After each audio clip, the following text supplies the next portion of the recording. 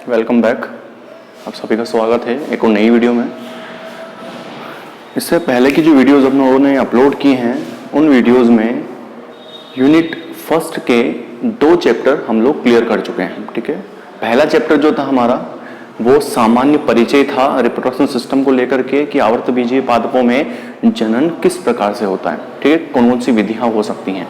दूसरे चैप्टर में हम लोग जो सेक्सुअल रिप्रोडक्शन था उसको एनालिसिस कर रहे थे, तो उसमें हम लोगों ने युग्मोद्भिद पीढ़ी के रूप में पढ़ा, यानी कि युग्मक कैसे बनते हैं उस प्रोसेस को क्लियर किया। नर युग्मक, परागकण और मादा युग्मक बीजांड के अंदर अंड कोशिका कैसे तैयार होती है, इस चीज को हम लोगों ने क्लियर कर लिया। तीसरे चैप्टर में हम क्या पढ़ने वाले हैं कि परागण क्या चीज है, निषेचन क्या होता है, भ्रूणकोश क्या होता है और जो भ्रूण बनेगा उसका परिवर्धन किस प्रकार से होगा, उसका निर्माण किस प्रकार से होता है। ये सारी जानकारी हम लोग इस चैप्टर के अंदर क्लियर करने वाले हैं। ठीक है, सबसे पहले हम टॉपिक वाइज स्टार्ट करेंगे इसे। सबसे पहला टॉपिक रहेगा हमारा परागण क्रिया।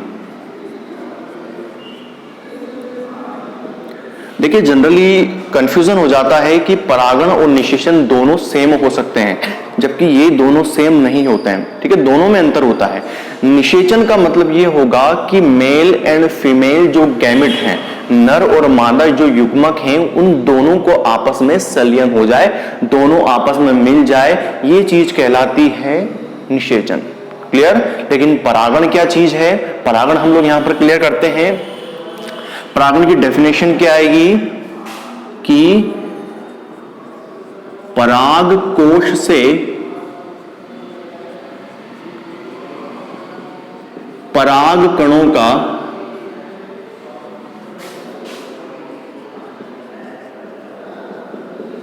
वर्तिकाग्र पर पहुंचना क्या कहलाएगा, परागण कहलाता है।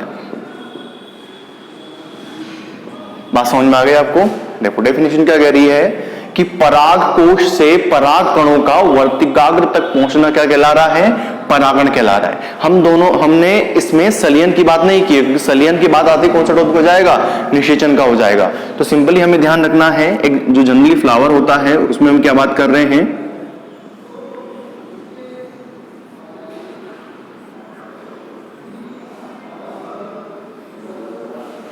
कि पराग कोश से, ये पराग कोश है, मेल पार्ट है, इस पराग कोश से पराग कणों का वर्तिकाग्र पर गिरना। ठीक है, ये वर्तिकाग्र वाला पोर्शन है, ये वर्तिका और ये अंडाशय वाला पोर्शन है। तो पराग कोश से पराग कणों का वर्तिकाग्र पर गिरना क्या कहलाता है, परागण कहलाता है। ठीक है, परागकण और परागण अलग अलग चीजें हैं, ध्यान रखना है ना। तो परागण प्रोसेस हो गई। अब बात करते हैं कि परागण कितने प्रकार से हो सकता है या इसे कितने भागों में डिवाइड करते हैं। अच्छा, ये एक और बात ध्यान रखनी है हमें कि परागण जो होता है उसके लिए अलग अलग माध्यम हो सकते हैं। ठीक है, पराग कणों को वर्तिकाग्र पर पहुंचाना है तो वो अलग अलग माध्यमों से पहुंचता है। तो ये माध्यम, ये युक्तियां हम लोग आगे क्लियर करेंगे। पहले हम बात करते हैं कि परागण कितने प्रकार से हो सकता है। तो परागण जो है वो 2 प्रकार से होता है। पहला होगा स्वपरागण और दूसरा होगा परपरागण। ठीक है, पहला है स्वपरागण, दूसरा आएगा परपरागण। स्वपरागण क्या होगा कि एक पुष्प के पराग कोश से परागकण उसी पुष्प के वर्तिकाग्र पर गिर जाएं तो ये चीज कहलाती है स्वपरागण। क्लियर। स्वपरागण में क्या हो रहा है कि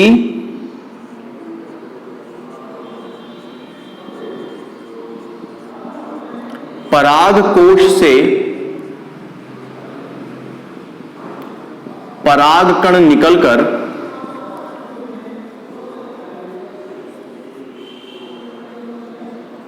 उसी पुष्प के वर्तिकाग्र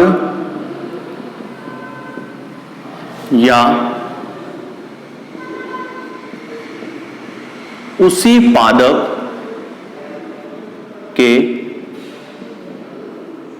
अन्य पुष्प के वर्तिकाग्र पर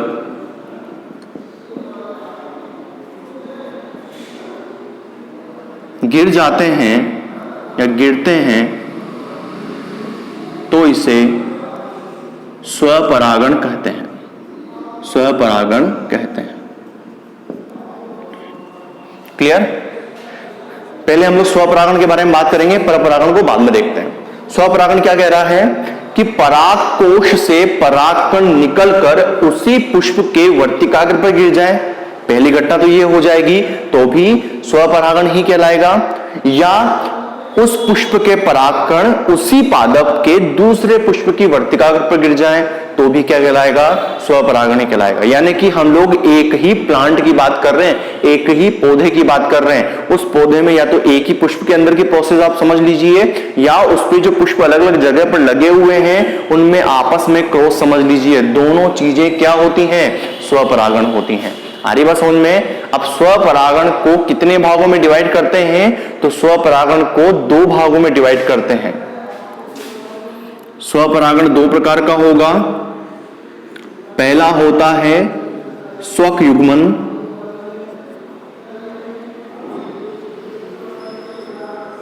और दूसरा होगा सजात पुष्पी परागण, सजात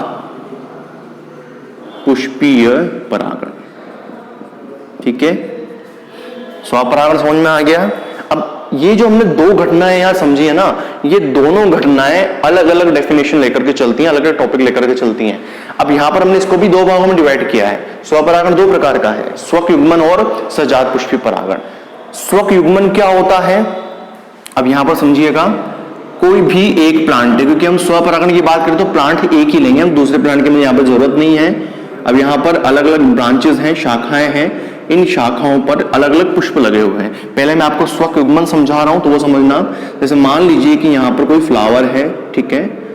अब ये जो स्वक युग्मन की जो घटना होती है वो एक पादप के एक ही पुष्प के अंदर संपन्न होगी, यानी कि केवल एक ही पुष्प के अंदर जो पराग कोश है, मेल पोर्शन है, यहां से परागकण निकलेंगे और इसी पुष्प की वर्तिकाग्र पर गिर जाएं। ये घटना इसी के अंदर संपन्न हो जाए तो क्या कहलाती है? स्वक युग्मन कहलाती है। आगे बात समझ में आपको? स्वक युग्मन में क्या होता है? अगर डेफिनेशन इसकी लिखे तो कैसे आएगा कि स्वक युग्मन क्या है कि एक पुष्प के पराग कोश से परागकणों का निकलकर उसी पुष्प की वर्तिकाग्र पर गिरना क्या कहलाएगा? स्वक युग्मन कहलाएगा। हमने जो डेफिनेशन लिखी थी इसमें जो पहली घटना हम लोग लिख रहे हैं, पराग कोश से परागकण निकलकर उसी पुष्प के वर्तिकाग्र पर गिर जाए तो क्या कहलाएगा? स्वक युग्मन कहलाएगा। क्लियर? सजात पुष्पी परागण क्या होगा? अब यहां पर बात तो हम एक ही पादप की करेंगे लेकिन पुष्प अलग अलग ले लेंगे। यहां पे जैसे मान लीजिए एक फ्लावर ऊपर है और इसी पादप की दूसरी ब्रांच पर दूसरा फ्लावर लगा हुआ है। अब यहां से इसके परागकोश से परागकण निकले और नीचे की ओर स्थित पुष्प की वर्तिकाग्र पर गिर गए तो यह घटना क्या कहलाएगी? सजात पुष्पी परागण कहलाएगी। बात समझ में आ गई आपको? यानी कि इसके लिए हम सेकंड डेफिनेशन को जिम्मेदार करेंगे। यहाँ पे ये वाली डेफिनेशन जो है वो सेकंड के लिए हो जाएगी कि परागकोश से परागकण निकलकर उसी पादप के अन्य पुष्प के वर्तिकाग्र पर गिर जाए तो यह घटना क्या कहलाती है? सजात पुष्पी परागण कहलाती है। दोनों बातें समझ में आ गई आपको? तो परागण क्या है, कितने प्रकार का है? 2 प्रकार का है। कौन कौन सा? स्वपरागण और परपरागण। स्वपरागण में क्या होगा कि यदि परागकोश से परागकण निकलकर उसी पुष्प की वर्तिकाग्र पर या उसी पादप के अन्य पुष्प की वर्तिकाग्र पर गिरते हैं तो स्वपरागण कहलाएगा। कितने प्रकार का होगा? 2 प्रकार का होगा। कौन कौन सा होगा? स्वक युग्मन और सजात पुष्पी परागण। स्वक युग्मन में क्या होगा कि एक पादप में जो पुष्प लगा हुआ है या एक पुष्प के परागकण उसी पुष्प की वर्तिकाग्र पर गिर जाए तो स्वक युग्मन कहलाएगा। सजात पुष्पी परागण क्या होगा कि एक पुष्प के परागकण निकलकर उसी पादप के, एक ही पादप की बात करेंगे, उसी पादप के अन्य पुष्प की वर्तिकाग्र पर गिर रहा है तो वो चीज क्या कहला रही है? सजात पुष्पी परागण कहला रही है। आगे बात समझ में आप लोगों को?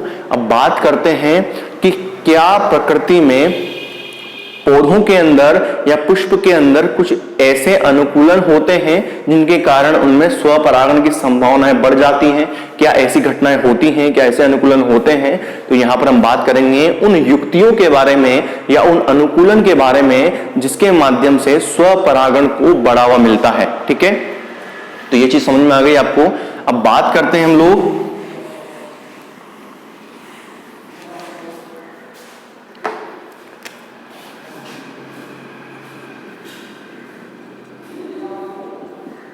स्वपरागण के लिए आवश्यक अनुकूलन या युक्तियां। ठीक है, ये इसी के अंदर हम टॉपिक पढ़ रहे हैं कि ऐसे कौन कौन सी युक्तियां हैं या ऐसे कौन कौन से अनुकूलन हैं जो स्वपरागण के लिए पादप में जिम्मेदार होते हैं। आगे बात समझ में। अब यहां पर हम बात करते हैं टॉपिक्स के बारे में। तो पहला जो टॉपिक हम लोग लेंगे वो आएगा द्विलिंगी या उभयलिंगी पुष्प का होना।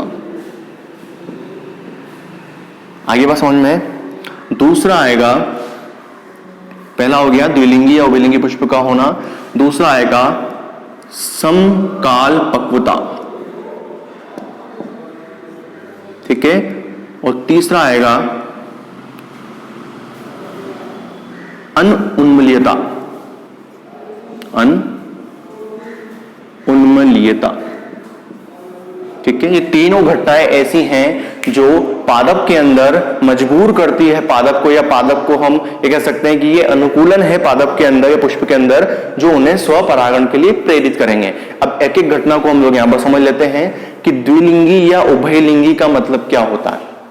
लेकिन यहां पर वर्ड से क्लियर हो रहा है, द्विलिंगी यानी कि दो लिंग का पाया जाना, या उभयलिंगी यानी कि दोनों लिंग, दोनों बात सेम ही है, द्विलिंगी या दो लिंग का पाया जाना। यहां पर स्थिति क्या होगी, जनरली जो हम लोग फ्लावर देखते हैं, इन फ्लावर्स में क्या होता है, जो हम लोग बनाते हैं उसमें क्या देखते हैं कि हम बीच वाले पोर्शन में हम फीमेल पोर्शन को बनाते हैं और उसके साइड में नर पोर्शन को बनाते हैं। ठीक है, यानी कि पुमंग और जायांग दो संरचनाएं बनाते हैं। तो ये दोनों संरचनाएं अगर एक ही पुष्प में उपस्थित हैं तो वो पुष्प क्या कहलाएगा, द्विलिंगी या उभयलिंगी पुष्प कहलाएगा।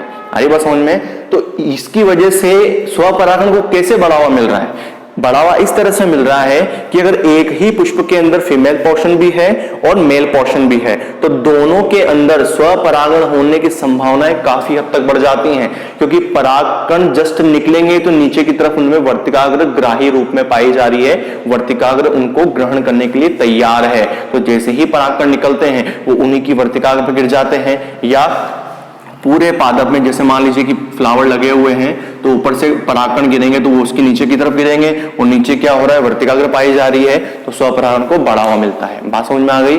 तो ऐसे पादप जिनमें द्विलिंगी पुष्प पाए जाते हैं, ऐसे पादपों में स्वपरागण को बढ़ावा मिलता है। जैसे मटर एग्जांपल इसका ले सकते हैं, मटर बेस्ट एग्जांपल है। मटर में द्विलिंगी या उभयलिंगी पुष्प पाए जाते हैं, हालांकि अधिकतर हम जो प्लांट देखते हैं इनके अंदर भी होगा, लेकिन मटर बेस्ट एग्जांपल आ जाएगा। बात समझ में आ गई। अब बात करते हैं समकाल पक्वता के बारे में। समकाल पक्वता क्या है, ठीक है।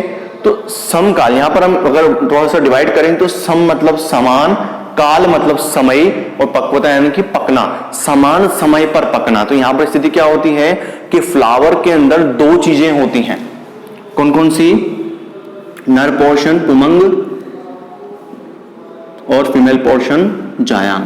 ठीक है, तो ये दोनों जो संरचनाएं हैं ना, अगर फ्लावर के अंदर दोनों संरचनाएं साथ में पाई जा रही हैं और दोनों संरचनाएं साथ साथ मैच्योर हो जाती हैं, परिपक्व हो जाती हैं, तो पराग कोष से जो परागकण निकलते हैं उन्हें ग्राही वर्तिकाग्र ग्रहण करने के लिए तैयार रहती है। क्यों? क्योंकि वो भी मैच्योर हो चुकी है और वो निषेचन के लिए तैयार है। तो जैसे ही जैसे मान लीजिए कि ये पराग पुमंग है और ये जायांग वाला पोर्शन है, मान लीजिए दोनों साथ साथ मैच्योर हुए हैं, तो जैसे ही यहां से परागकण निकलेंगे तो ये वर्तिकाग्र भी क्या हो चुकी है, मैच्योर हो चुकी है, ग्राही हो चुकी है, तो ये इसके ऊपर गिरते ही क्या हो जाएंगे, अंकुरित हो जाते हैं। ठीक है, और मान लीजिए कि अगर ये दोनों साथ साथ मैच्योर न हो तो ये बात ये आएगी कि मान लीजिए कि ये मैच्योर नहीं है और ये मैच्योर हो चुका है, तो परागकण जब यहां गिरेंगे ना तो वो अंकुरित ही नहीं होंगे। क्यों नहीं होंगे? क्योंकि फीमेल पोर्शन अभी मैच्योर नहीं हुआ है, वो उन परागकणों को ग्रहण करने के लिए और उनका अंकुरण कराने के लिए तैयार नहीं है। तो परागकण इस पे पड़े रहेंगे, कुछ समय बाद वो नष्ट हो जाते हैं और उनमें जनन क्षमता खत्म हो जाती है, तो स्वपरागण की संभावनाएं फिर नहीं होंगी। लेकिन यहां पर हम बात करते हैं समकाल पक्वता। अगर ऐसी घटना देखने को मिल रही है कि उनमें मेल एंड फीमेल पोर्शन दोनों साथ साथ डेवलप हो रहे हैं, तो ऐसी स्थिति में क्या होगा, स्वपरागण की संभावनाएं बढ़ जाती हैं। और इसके अंदर एग्जांपल आएगा सदाबहार या गुलबास के पौधे। ठीक है, तो पहले वाले में हो गया अंगूर, इसमें सदाबहार गुलाबास आ जाएगा। और तीसरा आता है अनउन्मलियता। अब अनउन्मलियता का मतलब क्या होगा कि जैसे कचनार की हम बात करें तो ऐसे फ्लावर्स में क्या होता है कि जो पुष्प होता है वो पूरी तरह से खिलता नहीं है या पूरी तरह से खुल नहीं पाता। तो ऐसी कंडीशन में क्या होगा कि जैसे मान लीजिए कि फ्लावर पूरी तरह से खुल नहीं पाया है, कवर्ड है, मतलब एक तरह से ढका हुई अवस्था में है, तो ढकी हुई अवस्था में क्या होगा कि जो परागकण होते हैं वो बाहर नहीं निकल सकते।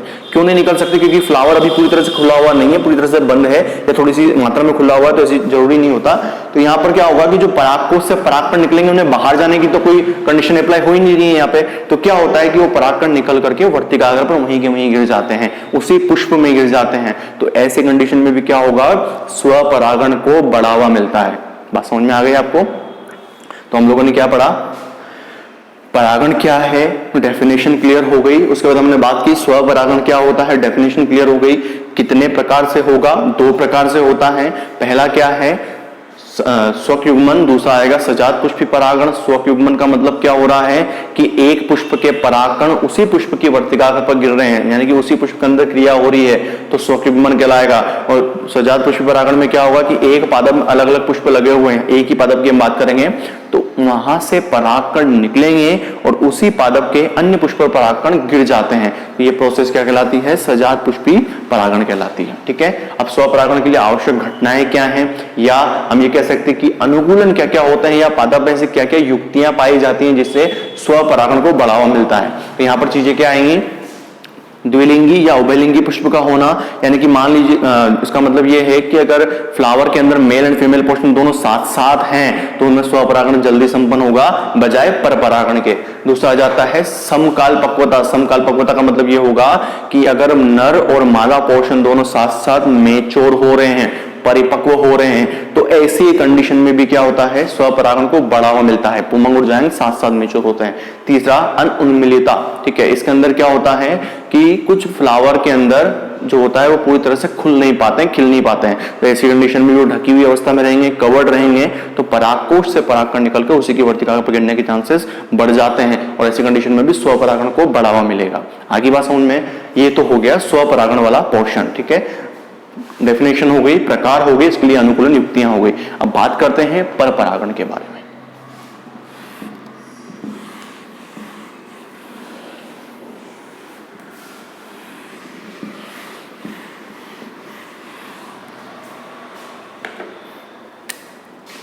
दूसरा आएगा परपरागण।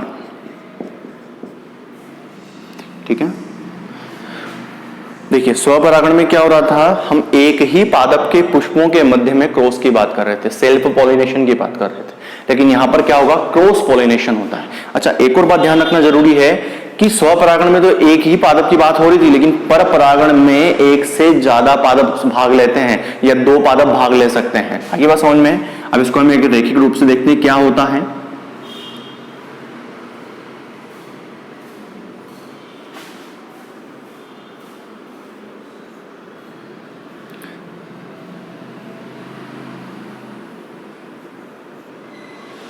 ठीक है, ये 2 पादप हैं, अलग अलग पादप हैं। अच्छा, एक बात ध्यान रखना कि परपरागण किनमें संपन्न होगा, पादप अलग अलग होना जरूरी है, लेकिन दोनों पादप एक ही जाति के होना जरूरी है। ऐसा नहीं शीशम का चमेली में हो गया, चमेली का गुलाब में हो गया, ऐसा नहीं होता। सेम उनमें स्पीशीज होना जरूरी है, सेम उनकी जातियां होना जरूरी है, तब जाके उनमें क्रॉस होगा। अब यहां पर परपरागण का मतलब क्या होता है कि एक पादप के परागकण, ये पादप है, इसके परागकण निकलकर दूसरे पादप के पुष्प की वर्तिकाग्र पर गिर जाएं, तो ये क्रॉस क्या कहलाएगा, परपरागण कहलाता है। परपरागण की डेफिनेशन कैसे बनाएंगे हम लोग कि इस घटना में एक पादप के पुष्प के परागकण दूसरे पादप के पुष्प की वर्तिकाग्र पर गिरते हैं, तो यह प्रोसेस क्या कहलाती है, परपरागण कहलाती है। आगे बात समझ में, परपरागण क्लियर हो गया। अब यहां पर जैसे हमने स्वपरागण में बात की थी कि स्वपरागण के अंदर ऐसी क्या क्या युक्तियां या अनुकूलन होते हैं जो उन पादपों को या पुष्पों को मजबूर करते हैं स्वपरागण करने के लिए, तो उसी प्रकार से यहां पर परपरागण के लिए भी कुछ अनुकूलन होते हैं पादपों के अंदर, वो हम यहां पर देखते हैं।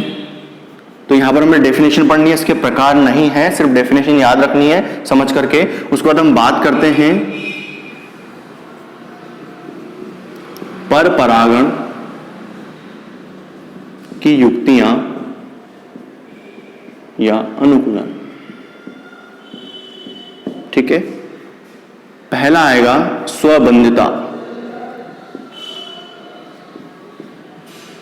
दूसरा आएगा एक लिंगी पुष्प होना या एक लिंगी पुष्प, तीसरा आएगा विषम वर्तिकात्व, विषम वर्तिकात्व होना। ठीक है, स्वबंधिता, एक लिंगी पुष्प, विषम वर्तिकात्व होना, और चौथा आएगा इसका, ठीक है, अभी तीन को क्लियर करते हैं हम लोग। अच्छा, एक और बात ध्यान रखना इसमें कि स्वपरागण और परपरागण में डिफरेंस क्या आएगा। परपरागण जो हो रहा है इसमें अलग अलग पादप होना जरूरी है, ठीक है, और लेकिन सेम जाति के होना जरूरी है। अच्छा, यहां पर ये बात आती है कि पादपों के अंदर परपरागण के लिए अनुकूलन क्यों पाए जाते हैं, क्यों होते हैं?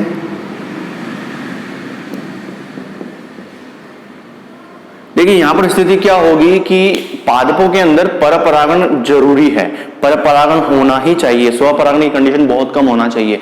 रीजन क्या है इसका? रीजन ये होता है कि जो दो अलग अलग पादप होते हैं उन दोनों में अपने अपने गुण पाए जाते हैं, लेकिन होता क्या है कि अगर स्वपरागण कंटिन्यू होता जाएगा, एक ही पादप के लक्षण वापस से नई पीढ़ी में कन्वर्ट हो जाएंगे, क्योंकि निषेचन उन्हीं के अंदर हो रहा है, कोई नया गुण नहीं आ रहा है, उन्हीं के अंदर क्रॉस होता है, उन्हीं के बीज बन जाते हैं, उन्हीं के अंदर क्रॉस होता है, उन्हीं के बीज बन जाते हैं। तो ये प्रोसेस लगातार चलती जाएगी ना, तो हाइब्रिड फिगर, संकर ओज की मात्रा कम हो जाती है। अब संकर ओज क्या है? संकर ओज का मतलब ये होगा कि पादपों में स्वपरागण जब होता रहेगा तो उनमें नए गुण नहीं आते, यानी कि बीज के अंदर वही जेनेटिकली कैरेक्टर वापस से रिपीट होता जाता है, जो जन्म द्रव्य होता है वो रिपीट होता जाता है। तो पादपों के अंदर न तो हमें कोई नए लक्षण देखने को मिलते हैं आगे बस उनमें, नहीं उनमें अंकुरण क्षमता बेटर क्वालिटी की मिलेगी, नहीं कोई नए जो लक्षण हमें मिलते हैं। तो यहाँ पर संकरोच का मतलब क्या होता है कि कोई भी बीज में जो बेटर क्वालिटी की चमक होगी, अंकुरण क्षमता होती है, रेसिस्टेंट पावर होती है, ये सारी चीजें क्या कहलाती हैं? संकर ओज कहलाती हैं। आगे बात समझ में आपको?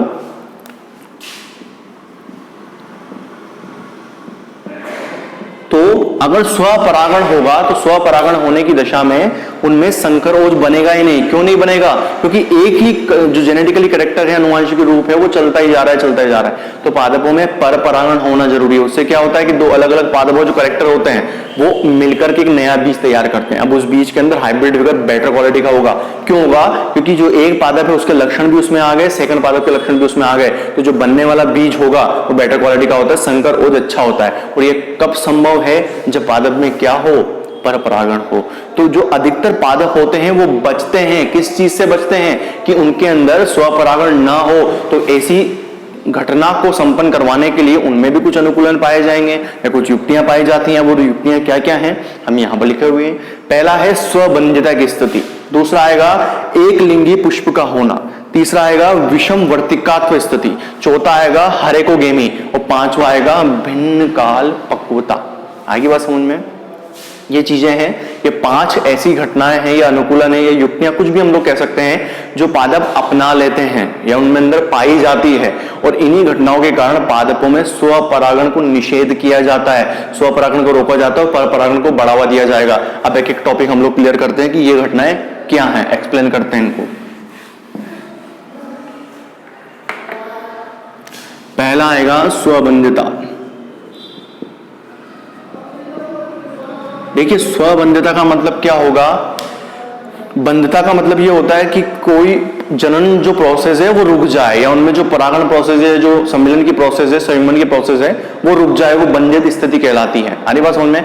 तो यहां पर स्वबंधिता का मतलब क्या होता है कि कई पादपों के अंदर ये कैरेक्टर पाए जाते हैं या ऐसी सूचनाएं हम लोग कह सकते हैं पाई जाती हैं, जिनके माध्यम से अगर एक ही पादप के अंदर परागकण और वर्तिकाग्र के बीच अगर कोई भी प्रकार का कनेक्शन होगा या बनता है तो वो परागकण वहीं पर बंद हो जाता है, यानी कि वो जननक्षम नहीं रहता, वो उसकी जो जन्म पावर होती है वो खत्म हो जाती है। तो ये चीज क्या कहलाती है? स्वबंधिता। और ये बहुत सारे पादप इस चीज को अपनाते हैं ताकि पर परागण को बढ़ावा मिल सके। स्वबंधिता का मतलब क्या हो गया? अच्छा, स्वपरागण में क्या देखा था हमने कि एक पुष्प के परागकण निकलकर उसी की वर्तिकाग्र में गिर जाते हैं, अंकुरण हो जाएगा, निश्चन हो जाएगा, स्वपरागण कहलाएगा। लेकिन स्वपरागण को रोकना है तो पादप के अंदर क्या होता है कि जब एक ही पादप के परागकण उसकी वर्तिकाग्र पर गिरे या दूसरे पुष्प की वर्तिकाग्र पर गिरे तो ऐसी कंडीशन में क्या होता है कि जो वर्तिकाग्र होती है वो उस परागकण को एक्सेप्ट ही नहीं करती, यानी कि इसको ग्रहण ही नहीं करती और उसको वहीं पर नष्ट कर देती है। तो ऐसी कंडीशन में भी उस चीज को क्या होगा? एक्सेप्ट नहीं किया जाएगा, और नहीं किया जाएगा तो स्वपरागण होगा ही नहीं, चाहे वो परागकण उस पुष्प का ही हो या उस पादप के किसी अन्य पुष्प का हो तो ग्रहण नहीं किया जाएगा। लेकिन दूसरे पादप से कोई अगर परागकण आ रहा है तो उसकी जानकारी उसको लेकर के उसको कोड डिकोड करके उसको एक्सेप्ट कर लिया जाता है। बात समझ में आ गई? तो स्वबंधिता का मतलब क्या हो रहा है कि एक पादप अपने ही परागकणों को एक्सेप्ट नहीं करता परागण के लिए, तो ऐसी स्थिति में क्या होगा कि इनमें स्वपरागण नहीं होता है, परपरागण को बढ़ावा मिलेगा। ठीक है। दूसरा होता है एक लिंगी पुष्प का पाया जाना। एक लिंगी पुष्प का मतलब क्या होगा कि कुछ, जैसे हमने अभी इससे पहले हमने स्वपरागण में क्या देखा था? द्विलिंगी या उभयलिंगी पुष्प का होना।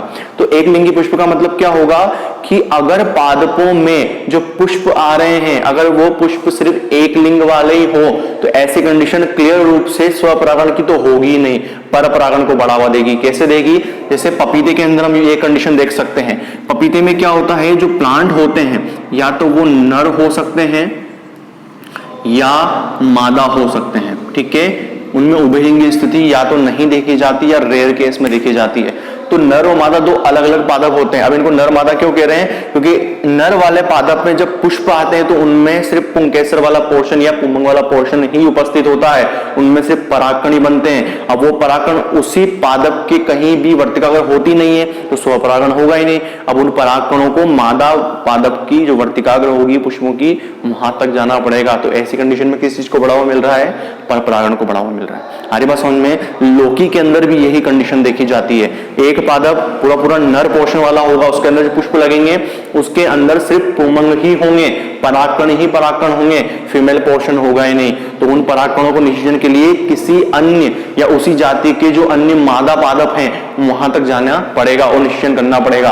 तो ये चीज क्या कहलाएगी? परपरागण कहलाएगी। तीसरा होता है विषम वर्तिकात्व स्थिति। विषम वर्तिकात्व किसमें देखी जाती है? ये प्रीमूला पादप में देखी जाती है। इसके अंदर क्या होगा कि जो फीमेल और मेल पोर्शन होता है इनमें लंबाइयों में अंतर होता है। ठीक है। लंबाइयों में अंतर कैसे होगा? प्रीमूला पादप जो होगा इसमें दो प्रकार के पुष्प तैयार होते हैं। पहला पुष्प क्या होगा?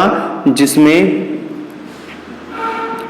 वर्तिका छोटी होती है और जो पुंकेसर होगा वो बड़ा होता है। एक तो ये प्रकार के पुष्प होंगे। दूसरे क्या पुष्प होते हैं? जिनमें वर्तिका बड़ी होती है और पुंकेसर छोटा होगा। ये दूसरा प्रकार का पुष्प लगते हैं। तो ये दो प्रकार के पुष्प पाए जाते हैं किसके अंदर? प्रीमूला के अंदर। अब इनमें क्या कंडीशन होती है निषेचन के लिए, परागण के लिए, कि जिन पादपों की वर्तिका छोटी होगी ना उनके साथ क्या होता है? पुंकेसर बड़ा होगा। और दूसरे प्रकार के पुष्प क्या होगा? जिनमें वर्तिका तो बड़ी है लेकिन पुंकेसर क्या है? छोटा रह गया।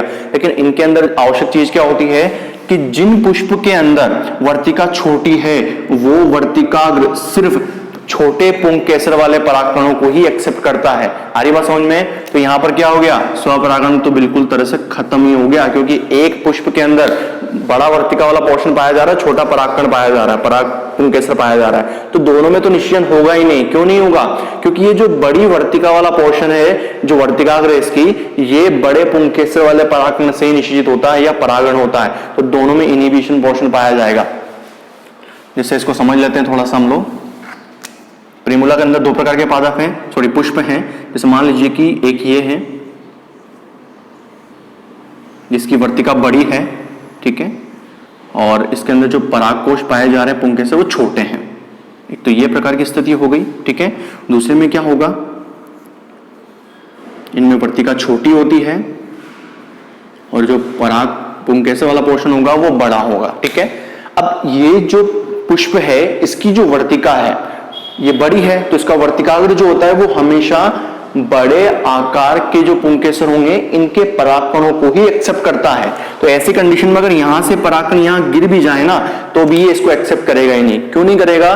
क्योंकि ये वर्तिका बड़ी है, तो ये वाला जो वर्तिकाग्र होगा वो बड़े पुंकेसर के परागकणों को ही एक्सेप्ट करता है। तो ऐसी कंडीशन में ये तो संपन्न नहीं होगा, तो क्या होगा कि दूसरा जो पुष्प का परागकण है वो निकल करके जब तक यहां नहीं गिरेगा इनमें परागण नहीं होगा। तो ऐसी कंडीशन भी किसको बढ़ावा देती है? पर परागण को बढ़ावा देती है। क्लियर? बात करते हैं हरेकोगेमी।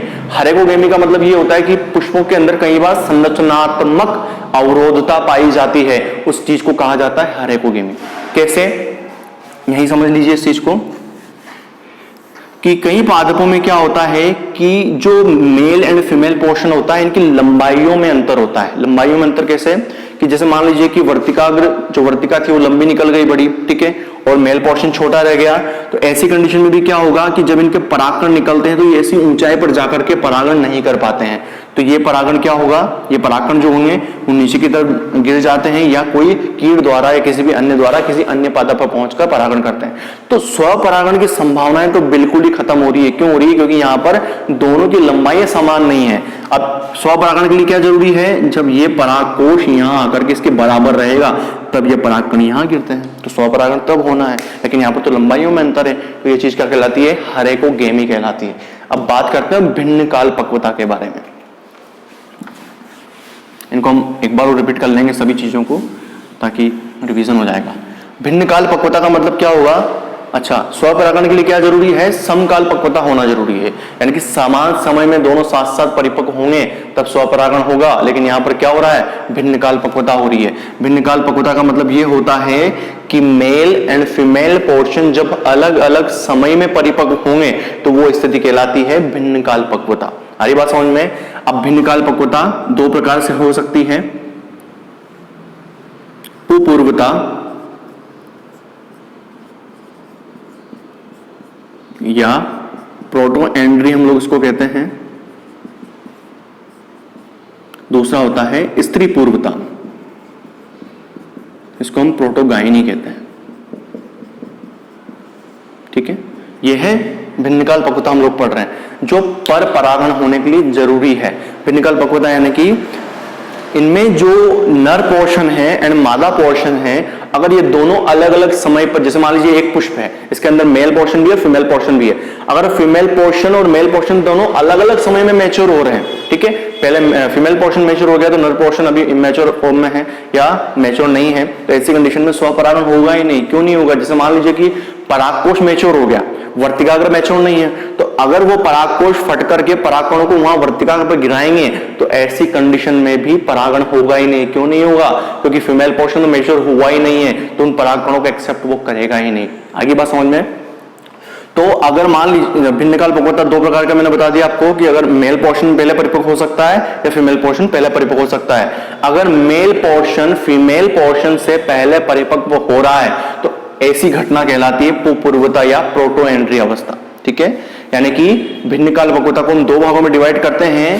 पहला आता है पुपूर्वता या प्रोटो एंड्री अवस्था। ये क्या है कि इस घटना में जो पुंकेसर है या नर भाग है वो मादा भाग से पहले ही मैच्योर हो जाता है, तो ऐसी चीज को क्या कहते हैं, ऐसी घटना को क्या कहते हैं? पुपूर्वता या प्रोटो एंड्री अवस्था। और स्त्री पूर्वता या प्रोटोगाइनी अवस्था क्या है कि इस घटना में मादा पार्ट मेल पार्ट से पहले ही मैच्योर हो जाता है या परिपक्व हो जाता है और नर पोर्शन बाद में मैच्योर होगा, तो वो घटना क्या कहलाती है? स्त्री पूर्वता या प्रोटोगाइनी अवस्था। आगे बात समझ में? इसके साथ हमारा ये टॉपिक क्लियर हो जाता है कि परपरागण की युक्तियां या अनुकूलन क्या है, ठीक है। आपसे कई बार वो एक आध नंबर में पूछ सकता है कि हेरेकोगोमी क्या है, विषमवर्तिकात्मक स्त्री क्या होती है, प्रोटो एंड्री प्रोटोगाइनी अवस्था क्या है, इस तरह से क्वेश्चन बनते हैं। तो ये चीज हमारी क्लियर हो गई। परागण क्या है क्लियर हम लोग कर चुके हैं, और परागण कितने प्रकार से होगा ये भी हम लोग क्लियर कर चुके हैं। स्वपरागण, परपरागण। स्वपरागण दो प्रकार का, स्वयुग्मन, सजात पुष्पी परागण। उसके लिए अनुकूलन क्या क्या है कि समकाल पक्वता होना जरूरी है, द्विलिंगी पुष्प का होना जरूरी है, और अनउन्मूलियता स्थिति क्या होना जरूरी है। उसके बाद हमने बात की है परपरागण के बारे में, डेफिनेशन क्लियर हो गई, ठीक है। उसके बाद हमने बात की कि परपरागण की युक्तियां या अनुकूलन क्या क्या होते हैं। तो इनमें देख लिया हमने, स्वबंधता है, एक लिंगी पुष्प का होना, विषमवर्तिकात्व होना, हरेकोगेमी का होना और भिन्न कालपक्वता का होना। स्वबंधता का मतलब क्या होता है कि पादपों के अंदर कुछ ऐसे बदलाव होते हैं, कुछ ऐसी कंडीशन पाई जाती है कि वो पादप अपने पूरे जहां पर भी उसके पुष्प पाए जा रहे हैं तो वो पादप अपने ही परागकणों को एक्सेप्ट नहीं करता, या उस पादप की जो वर्तिकाग्र होती हैं वो अपने ही पादप के परागकणों को एक्सेप्ट नहीं करती हैं, उसको निषेचन होने के लिए, परागण होने के लिए किसी अन्य पादप के परागकण एक्सेप्ट होंगे। तो ऐसी कंडीशन में भी स्वबंधता पाई जाती है। अगर गिर भी जाएंगे परागकण वर्तिकाग्र पर तो वो अंकुरित ही नहीं होते हैं। दूसरी बात आती है एक लिंगी पुष्प का होना। एक लिंगी पुष्प का मतलब क्या होगा कि स्वपरागण के अंदर द्विलिंगी पुष्प हो रहे थे, यहाँ पर एक लिंगी पुष्प, यानी कि कई बार क्या होता है कि पादप जो होते हैं उनमें मेल पोर्शन ही बनेगा या फीमेल पोर्शन ही बनता, दोनों में से एक चीज बनती है, तो वहां पर परागण होने के लिए उससे किसी अन्य पादप पर डिपेंड रहना पड़ेगा, तो वो चीज भी किसको बढ़ावा देती है, परपरागण को बढ़ावा देती है। तीसरी बात करते हैं विषम वर्तिकात्व का होना। विषम वर्तिकात्व प्रिमुला में देखी जाती है। प्रिमुला के अंदर क्या हो रहा है कि दो अलग अलग फ्लावर तैयार होते हैं उनके अंदर, पहले में जो वर्तिका है वो लंबी रह जाएगी तो पुंकेसर वाला पोर्शन छोटा रह जाता है, और सेकंड में पुंकेसर बड़ा रह जाएगा तो वर्तिका वाला पोर्शन छोटा रह जाता है। लेकिन यहाँ पर कंडीशन क्या जरूरी होती है कि जो लंबा वाला वर्तिका वाली स्थिति है वो लंबे पुंकेसर वाले परागकणों को ही एक्सेप्ट करती है, तो इस स्थिति में भी परागण को बढ़ावा मिलेगा। चौथा आता है हरेकोगेमी, यानी कि एक संरचनात्मक अवरोधता होती है। इसमें क्या होगा कि वर्तिका तो बड़ी लंबी निकल गई लेकिन पुंकेसर वाला पोर्शन छोटा रह गया, तो परागकण ऊपर की तरफ नहीं जा पाते हैं, या जो मेल पोर्शन है वो बड़ा निकल गया, वर्तिका छोटी रह गई, तो ऐसी दशा में भी परागण होने की संभावनाएं कम हो जाती हैं। भिन्न कालपक्वता का मतलब ये होगा कि अलग अलग समय पर मेल एंड फीमेल पोर्शन अगर मैच्योर हो रहे हैं तो ऐसी कंडीशन में भी स्वपरागण को बढ़ावा नहीं मिलता है, पर परागण को बढ़ावा मिलेगा।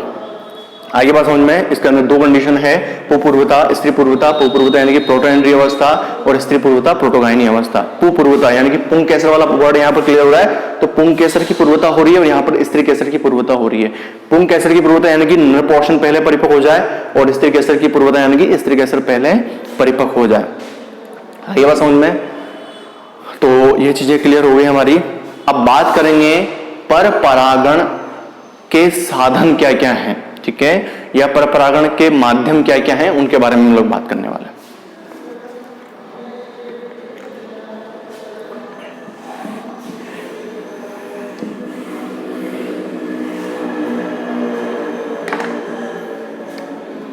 अगला टॉपिक आएगा हमारा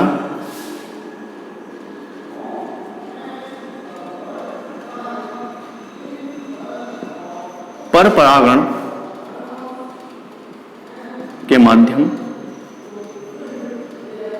या साधन हम कह सकते हैं। देखिए ये चीज तो क्लियर हो गई कि पर परागण का मतलब क्या हो रहा है, एक पादप से परागकण दूसरे पादप की वर्तिकाग्र पर जाएंगे, तो ये जाएंगे कैसे, बीच में क्या माध्यम बनेगा इनका, उन माध्यम को हम लोग यहां पर क्लियर कर रहे हैं। पहला होता है वायु द्वारा, दूसरा होगा जल द्वारा,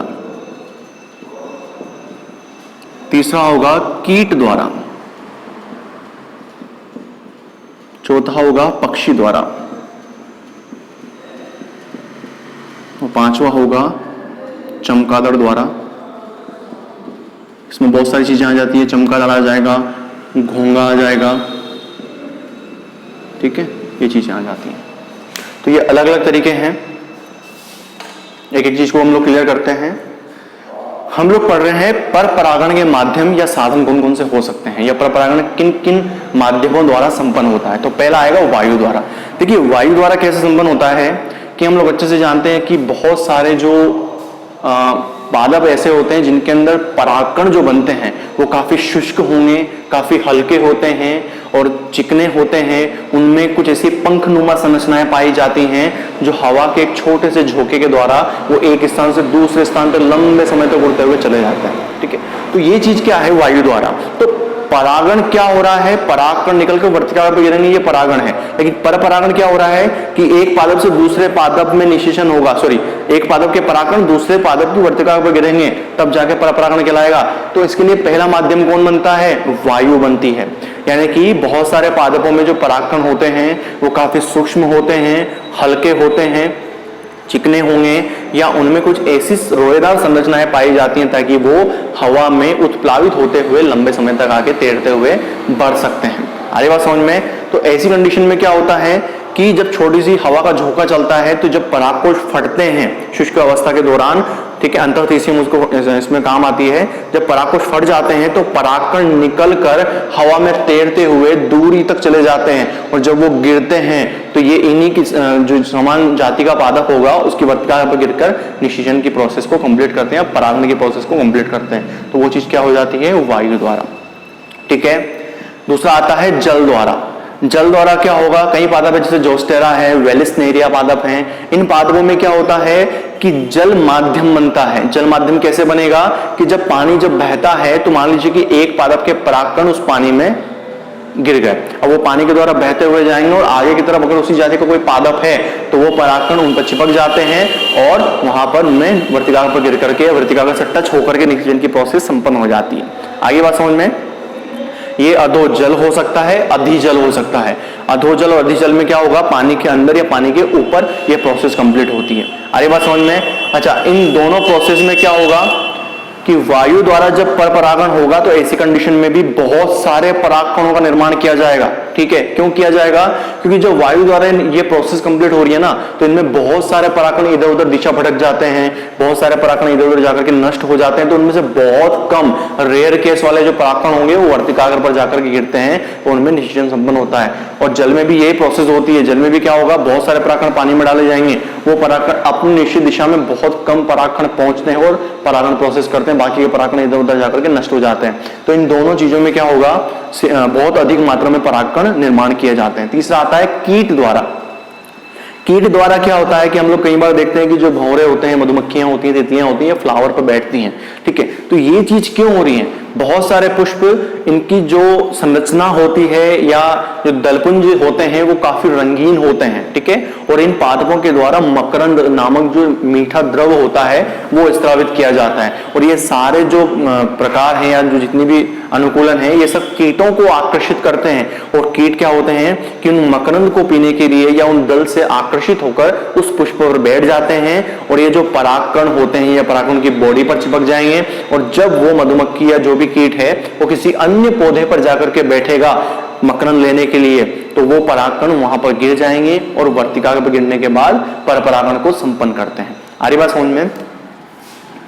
जैसे ये फ्लावर है, ठीक है, एक पादप का फ्लावर है, ये दूसरे पादप का फ्लावर है।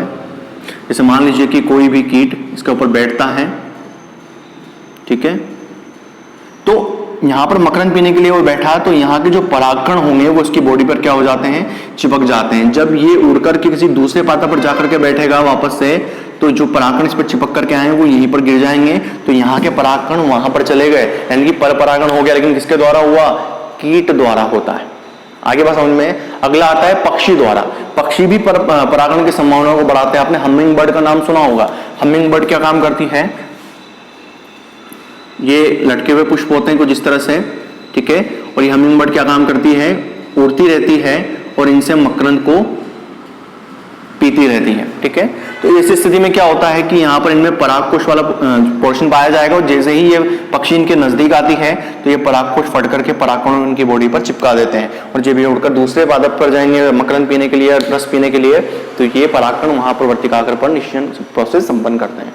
तो पक्षियों द्वारा भी क्या होता है? परपरागण संपन्न होता है। अगला आता है चमगादड़ या घोंघों द्वारा। तो चमगादड़ भी क्या होता है कि बहुत सारे ऐसे पादप होते हैं जो रात्रि में खिलते हैं, ठीक है, शुष्क क्षेत्रों में या कई अन्य जगहों पर।